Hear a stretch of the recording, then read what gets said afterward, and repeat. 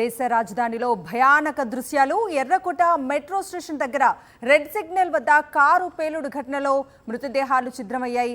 రక్తపు ముద్దలు గాల్లో ఎగిరిపడ్డాయి. కార్లు, ఆటోలు, బైక్లు తుక్కుతుక్కయ్యాయి. షాపులన్నీ ధ్వంసమయ్యాయి. పేలుడు ధాటికి ఒక్కరు కాదు, ఇద్దరు కాదు, ఏకంగా 8 మంది మృతి చెందారు. 20 మందికి పైగా గాయపడ్డారు. మృతదేహాలు దాదాపు 50 మీటర్ల దూరంలో ఎగిసిపడ్డాయంటే పేలుడు తీవ్రత ఏ రేంజ్లో ఉందో అర్థం చేసుకోవచ్చు. పేలుడు జరగటం, ఆ తర్వాత భారీగా మంటలు ఎగిసిపడటంతో 8 మంది మృతి చెందారు. నడి రోడ్డు మీద రెడ్ సిగ్నల్ వద్ద ఆగి ఉన్న కారులో భారీ పేలుడు జరిగింది. ఉన్నట్టుండి కారులో ఒక్కసారిగా భారీ పేలుడు జరిగింది. ఏం జరిగిందో తెలుసుకునే లోపు పెద్ద ఎత్తున మంటలు ఎగిసిపడ్డాయి.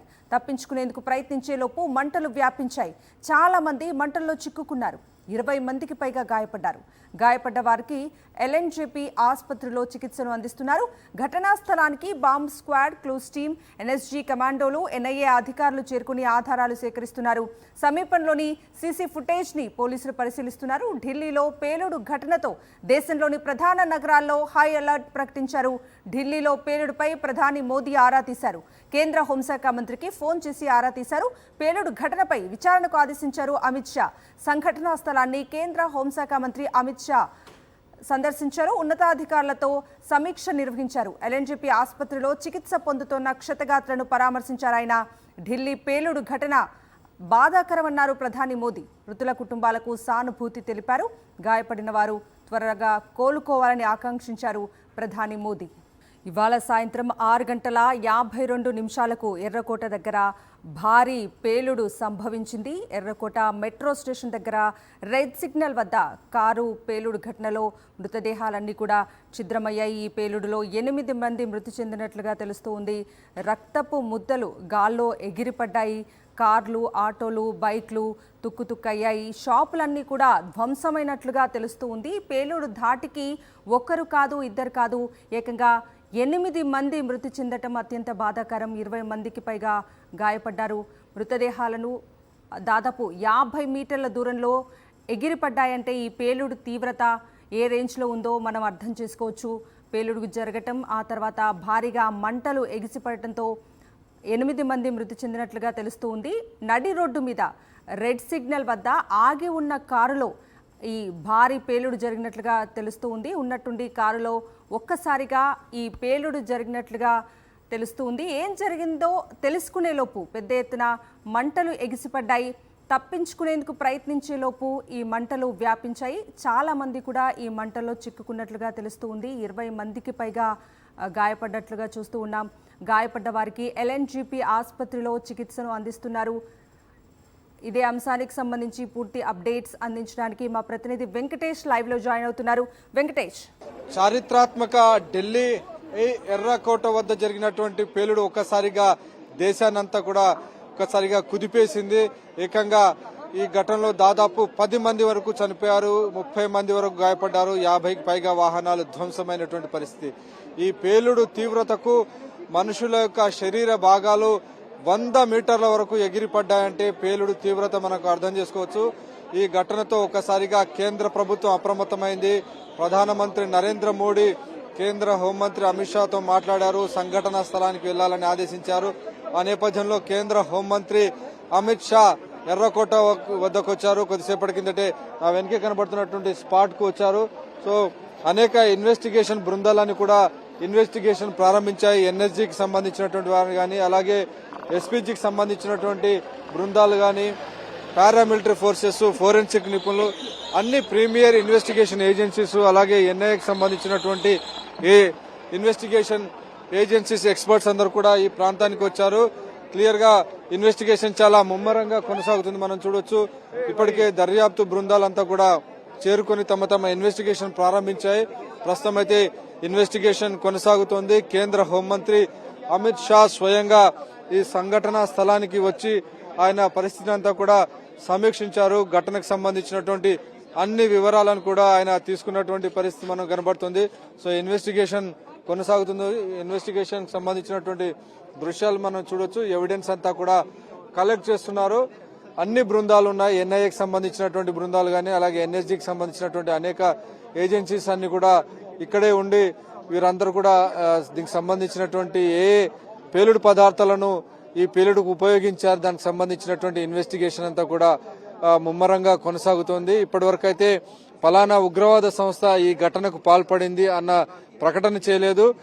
అలాగే కేంద్ర హోంమంత్రి మాత్రం అన్ని యాంగిల్స్ లో అన్ని కోణాల్లో తాము దర్యాప్తు చేస్తున్నామని, ఏ కోణాన్ని కూడా వదలబోవడం లేదని కూడా చెప్పారు. గత 2 రోజుల నుంచి మనం చూస్తున్నటువంటి ఘటనలు చూస్తున్నాం. జమ్మూ కాశ్మీర్ లో గానీ హర్యానాలో ఈ ఘటనలకు ఈ రోజు జరిగిన దానికి ఖచ్చితంగా లింక్ ఉంటుంది అనేటువంటి ఒక అంచనాలు వస్తున్నాయి. సో ఈ డాట్స్ అన్ని కనుక కనెక్ట్ చేస్తే డెఫినెట్ గా పాకిస్తాన్ ప్రేరేపిత ఉగ్రవాద సంస్థలు ఈ పేలుడుకు పాల్పడినట్టుగా తెలుస్తోంది. క్లియర్ గా రెడ్ సిగ్నల్ పడిన వెంటనే కారులో బాంబు పేలి ఏకంగా దాదాపు 10 మందికి పైగా చనిపోయినటువంటి పరిస్థితి మనకు కనబడుతుంది. స్పష్టంగా దేశంలో ఉన్నటువంటి ప్రజలందరినీ కూడా ఒకసారిగా టెర్రరైజ్ చేసేందుకు ఎర్రకోటను లక్ష్యంగా చేసుకుని ఎర్రకోట ముందు ఈ బాంబు పేలుడు పేల్చడం ద్వారా ఏకంగా దేశంలోనే కాదు ఎర్రకోటను సందర్శించేందుకు విదేశీయులు కూడా వస్తుంటారు. సో విదేశీయులకు కూడా ఈ ఘటనకు సంబంధించినటువంటి ఒక టెర్రర్ కల్పించే క్రమంలో భాగంగానే పాకిస్తాన్ ప్రేరేపిత ఉగ్రవాదులు ఈ ఘటనకు పాల్పడి ఉంటారని పోలీస్ వర్గాలన్నీ కూడా అంచనా వేస్తున్నారు. సో మనం చూస్తున్నాము. సో ఎన్ఎస్జీకి సంబంధించినటువంటి టీమ్స్ అన్ని కూడా తమ క్యాంపు ఇక్కడ ఏర్పాటు చేసుకుంటున్నారు. క్యాంపు ఏర్పాటు చేస్తున్నటువంటి దృశ్యాలు మనకు కనబడుతున్నాయి. వారికి సంబంధించినటువంటి ఇన్వెస్టిగేషన్ కి సంబంధించినటువంటి మెటీరియల్స్ అన్ని కూడా అక్కడ పెట్టుకున్నటువంటి దృశ్యాలు మనం చూస్తున్నాం. సో అన్ని ఏజెన్సీస్ కూడా తమ తమ యాంగిల్స్ లో ఈ ఘటనను దర్యాప్తు చేసేందుకు రంగంలోకి దిగినటువంటి దృశ్యాలు మనం చూస్తున్నాం. సో కేంద్ర హోంమంత్రి స్వయంగా ఇక్కడికి వచ్చారు. ప్రధానమంత్రి నరేంద్ర మోడీ పరిస్థితిని ఎప్పటికప్పుడు సమీక్షిస్తున్నారు, ఆరా తీస్తున్నారు. ఏకంగా నా దేశం నడిబొడ్డున ఉన్నటువంటి ఎర్రకోట ముందే ఈ ఘటన జరగడం మాత్రం డెఫినెట్ గా అందరినీ కూడా ఒక్కసారిగా కలవరపాటుకు గురి చేసింది. ఖచ్చితంగా ఆపరేషన్ సింధూర్ తర్వాత దేశంలో ఒక కల్లోలాన్ని సృష్టించాలని పాకిస్తాన్ భావిస్తుంది. ఆపరేషన్ సింధూర్లో పూర్తిగా ఓడిపోయినటువంటి పాకిస్తాన్ 3 రోజుల్లోనే చేతులెత్తేసినటువంటి పరిస్థితి మనం చూసాం. జైషే మహమ్మద్ లాంటి ఉగ్ర స్థావరాలన్నిటిని కూడా భారత బలగాలు ధ్వంసం చేశాయి. ఏకంగా అక్కడ ఉన్నటువంటి ఎయిర్ బేస్లను కూడా భారత బలగాలు బ్రహ్మోస్ క్షిపణితో ధ్వంసం చేసినటువంటి పరిస్థితి మనం చూసాం. సో ఆ నేపథ్యంలో పూర్తిగా ఉక్రోషంతో ఉన్నటువంటి పాకిస్తాన్ ఐఎస్ఐ గాని, పాకిస్తాన్ ఆర్మీ చీఫ్ మునీర్ గాని వీళ్ళందరూ కూడా ఒక ప్రాక్సీ వారు ఇండియాకి అగెనిస్ట్ గా వెయిట్ చేస్తున్నారు. అందులో భాగంగానే జైషే మహమ్మద్ లాంటి ఉగ్రవాద సంస్థలను అడ్డం పెట్టుకుని దేశంలో ఇలాంటి బాంబు పేలులను పేల్చడం ద్వారా ప్రజలందరినీ కూడా టెర్రర్ చేసే దిశగా ఈ రకమైనటువంటి ఘటనలకు పాల్పడి అమాయకుల ప్రాణాలను తీస్తున్నారు. సో దాదాపు 10 మందికి పైగా అమాయకులు ఈ రోజు ప్రాణాలు గాల్లో కలిసిపోయాయి. 20-30 మంది తీవ్రంగా గాయపడి చాలా తీవ్రమైనటువంటి పరిస్థితుల్లో విషమ పరిస్థితుల్లో వారందరూ కూడా ఎల్ఎన్జీఈపీ ఆసుపత్రిలో చికిత్స పొందుతున్నటువంటి దృశ్యాలు మనకు కనబడుతున్నాయి. అలాగే దేశంలో ఉన్నటువంటి అనేక కీలక నగరాల్లో కూడా ఈ ఘటన నేపథ్యంలో అలర్ట్ జారీ చేశారు. దేశమంతా కూడా అప్రమత్తంగా ఉండాలని, కీలకమైనటువంటి ప్రధాన నగరాల్లో కూడా కీలకమైనటువంటి ప్రాజెక్టులు ఏవైతే ఉంటాయో, భవనాలు ఉంటాయో, హెరిటేజ్ సైట్స్ ఉంటాయో, దేశ విదేశీకి సంబంధించినటువంటి పౌరులు వస్తారో అలాంటి సంస్థలను టార్గెట్ చేసేటువంటి అలాంటి ప్రదేశాలను ఉగ్రవాదులు టార్గెట్ చేసే అవకాశం ఉంది. కాబట్టి అక్కడ భద్రతను పటిష్టం చేయాలని ఇప్పటికే కేంద్ర హోంశాఖ అలర్ట్ జారీ చేసింది. దాంతో దేశ రాజధాని సహా కీలక నగరాల్లో ప్రస్తుతం అయితే హై అలర్ట్ కొనసాగుతోంది. పోలీసులు నిఘా కూడా పెంచినటువంటి పరిస్థితి మనం చూస్తున్నాం. బిందు వెంకటేష్, దేశవ్యాప్తంగా కూడా ఉగ్రవాదుల మీద ఫోకస్ పెట్టి వారి దగ్గర భారీగా ఎక్స్ప్లోజన్స్ స్వాధీనం చేసుకుంటున్న తరంలో ఎస్పెషల్లీ ఏటీఎస్ అధికారులు దాడులు జరిపి ఉగ్ర మూలాలు ఉన్న వ్యక్తులను అరెస్ట్ చేసిన కొన్ని గంటల్లోనే ఈ బ్లాస్ట్ జరగడం ఎట్లా చూడాలి? ఖచ్చితంగా ఇది ఒక లింక్ ఉన్నట్టుగా మనకు స్పష్టంగా అర్థమవుతుంది. జమ్మూ కాశ్మీర్ లో 2 రోజుల కిందటనే డాక్టర్ అదిల్ ను పట్టుకున్నారు. ఈ రోజు డాక్టర్ ముజమిల్ అహ్మద్ ను సహరాన్పూర్ లోను పట్టుకున్నారు. సో వారు ఇచ్చినటువంటి సమాచారం మేరకు ఫరీదాబాద్ లో ఉన్నటువంటి ఒక రెంటెడ్ హౌస్ లో 390 కిలోల అమోనియం నైట్రేట్ ను పోలీసులు ఈరోజు స్వాధీనం చేసుకున్నారు. సో గత 2-3 రోజుల నుంచి చేసినటువంటి తనిఖీల్లో 2900 కిలోల పేలుడు పదార్థాలను పోలీసులు స్వాధీనం చేసుకున్నారు.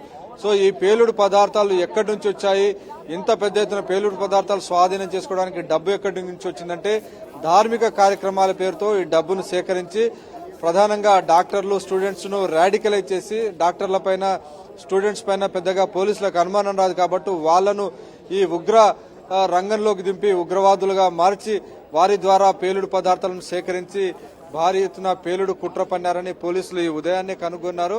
దానికి సంబంధించినటువంటి వివరాలను కూడా షేర్ చేసుకున్నారు. అయితే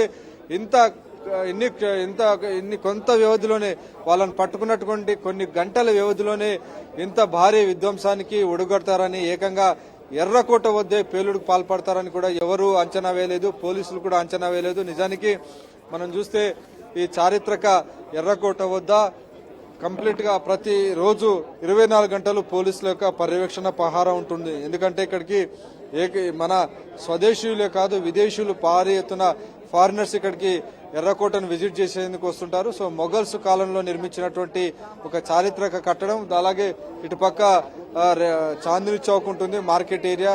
దాని పక్కనే ఒక జామా మసీద్, చాలా చారిత్రక జామా మసీద్ ఉంటుంది. అలాగే జైన్ మందిర్ ఉంది, దాని పక్కనే గురుద్వారా ఉంది. సో చారిత్రక ప్రదేశాలన్నీ కూడా ఈ చుట్టుపక్కల ఈ చాందిని చౌక్ ఏరియాలో ఉన్నాయి. ఎప్పుడూ ప్రతిరోజు కొన్ని లక్షల మంది ఈ ప్రాంతంలో ఈ మార్కెట్ ఏరియాలో తిరుగుతుంటారు. సో అటువంటి ప్రాంతాన్ని ఉగ్రవాదులు టార్గెట్ చేసుకున్నారు. సో ఎక్కువ ప్రాణ నష్టం ఉండాలి, దాని ద్వారా ఉగ్రవాదులు తమ యొక్క లక్ష్యాన్ని నెరవేర్చుకోవాలి, దాని ద్వారా ఒక టెర్రర్ కల్పించాలి అనేటువంటి ఒక క్రమంలో భాగంగానే, దేశంలో ఒక అస్థిరత సృష్టించాలనేటువంటి క్రమంలో భాగంగానే దేశ రాజధాని నడిబొడ్డునున్నటువంటి ఎర్రకోట వద్ద బాంబులు పేల్చి అమాయకుల ప్రాణాలను బలిగొన్నారు. Right Venkatesh, thank you.